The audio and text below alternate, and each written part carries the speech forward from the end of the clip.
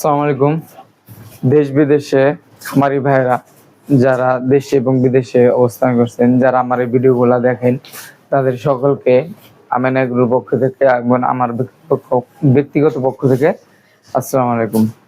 আপনাদেরকে আজকে একটি যে বিষয়টা নিয়ে কথা বলতে চাই সেটা হলো, আপনারা অনেকে অবগত আছেন যারা কিছুদিন আগে দেখেছিলেন যে একটি খামারি ভাইরাল হয়েছিল, সেই আপনার সাদিক এগ্রো।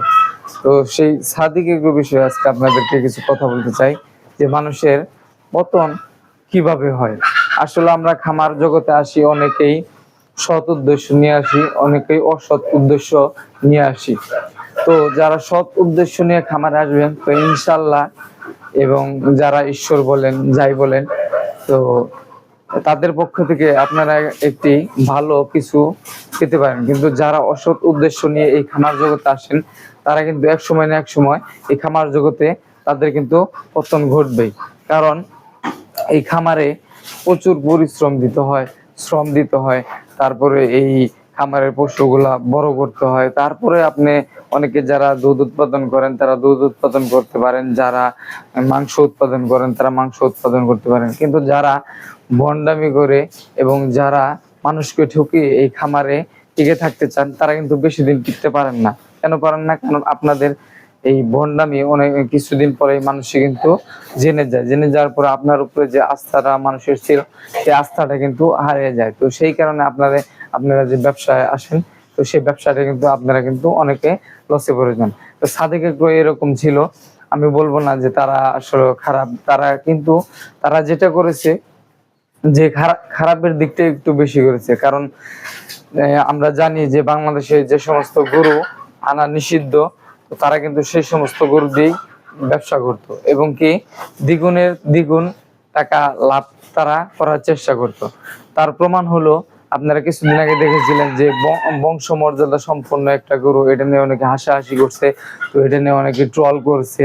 কি কারণে করছে? আসলে গরুর বংশমর্যাদা সম্পন্ন গরু দিয়ে কিন্তু মানুষ কিছু করে না। হয়তো মানুষ এখান থেকে দুধ উৎপাদন করে, না হয় মাংস উৎপাদন করে। তো এখানে আমাদের বংশমর্যাদা সম্পন্ন কোনো কিছুই আসলে বলতে নাই। তো এখন আমি যদি বলি যে এটা আমাদের একটা সুন্দর বাছুর, যদি বলি যে এটা অনেক বংশমর্যাদা সম্পন্ন বাছুর বলে, যদি আমি মানুষের কাছ থেকে এই বাছুরটাই যদি আমি মানুষের কাছে 10 লাখ টাকা দাম চাই, তাহলে কিন্তু মানুষ কিন্তু নিবে না।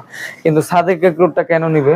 তারা আসলে মানুষকে প্রথমে বোঝাইতে পারছিল যে আমরা অনেক নামি দামি গরু আনি, আমরা বিদেশ থেকে অনেক গরু রপ্তানি করি এবং কি এটা অনেক বংশমর্যাদা সম্পন্ন।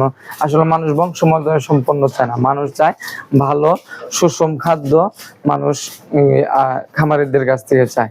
তো বংশমর্যাদা সম্পন্ন বললে সে যখন 1 কোটি টাকার একটা গরু বিক্রি করছে, তখন কিন্তু মানুষ একটু মনে ক্ষোভ নিছে। পরবর্তীতে সে কিন্তু গরু বিক্রি করে কিন্তু তার খামারের আর কি ওইরকম পতন হয় নাই। কিন্তু যখন সে একটি খাসি আপনার 15 লক্ষ টাকা দিয়ে যখন বিক্রি করতে গেছে, তখন কিন্তু এটা মানুষের চোখে পড়ছে। কারণ আমরা যারা প্রান্তিক খামারি আছি, তারা কিন্তু আপনার 15 লক্ষ টাকা দিয়ে একটা বিশাল 30 মণ 40 মণ ওজনের কিন্তু গরুই বিক্রি করতে পারি না। কিন্তু সেখানে সে একটি ছাগল বিক্রি করছে 15 লক্ষ টাকা দিয়ে। যখন এটা আমাদের সরকার প্রধান বা বলেন বা আইনের চোখে যখন ধরা পড়ছে, তখন কিন্তু তার বিরুদ্ধে সকলে সোচ্চার হয়েছে এবং কি তার খামার নিয়ে অনেকেই ট্রল করেছে, অনেকেই তাদের বিরুদ্ধে অভিযোগ করছে। তো সেই কারণে তার কিন্তু খামার কিন্তু আপনারা দেখেন যে আস্তে আস্তে কিন্তু খামারটা অনেক পতন হয়ে গেল, খামারটা ধ্বংস হয়ে গেল, ধ্বংস হয়ে অন্য জায়গায় চলে যেতেছে তাদের। তো এরকম যারা মানুষের সাথে প্রতারণা করে, তাদের কিন্তু আস্তে আস্তে কিন্তু খামার ছেড়ে চলে যেতে হয়। আর যারা আপনার প্রতারণা করে না, সঠিকভাবে যারা খামারের শ্রম ঘাম দিয়ে যারা খামার করে, তারা কিন্তু অনেক বছর টিকে থাকে। তো আপনারা যারা খামার জগতে আছেন বা খামার অনেকেই করতে চান, আমি আশা করব আপনাদের কাছ থেকে যে আপনারা সঠিক পথে এবং কি সুন্দর পথে আপনারা এই খামারগুলো পরিচালনা করবেন। মানুষকে ঠকানোর চেয়ে মানুষকে একটু লাভের দিকটা আপনারা দেখবেন, তাহলে কিন্তু আপনার খামার জগতে অনেক দিন টিকে থাকতে পারবেন।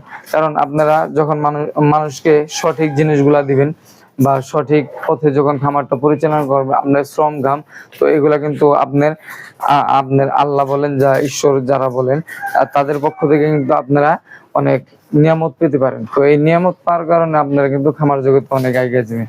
তো মানুষের সাথে এবং যারা প্রতারণা করবে তারা কিন্তু খামার জগতে এরকম সাদেক এগ্রো বলেন, অনেক অনেক এরকম এগ্রো আছে যারা মানুষের সাথে প্রতারণা করছে বিগত দিনে।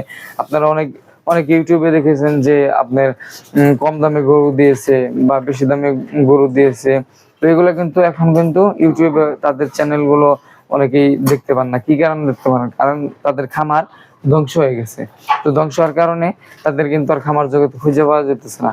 তো আপনারা যারা খামার জগতে আছেন তারা আমি তাদেরকে বলবো আর কি, অবশ্যই আপনারা কিন্তু এই খামার জগতে যারা আছেন তারা ভালোভাবে এবং তারা সুন্দরভাবে খামার পরিচালনা করবেন, মানুষকে ঠকাবেন না। মানুষকে ঠকালে কিন্তু আপনাদেরও ঠকতে হবে। দেখা গেছে মানুষকে ঠকাইতে ঠকাইতে একদিন আপনারাও সাদেক একরার মতো খামার হারাই ফেলবেন। তো সকলকে ধন্যবাদ। সকলেই আপনারা সঠিকভাবে খামার পরিচালনা করবেন, মানুষকে ঠকাবেন না, এইটুকু আপনাদের বলার ছিল। সকলকে ধন্যবাদ। আসসালামু আলাইকুম।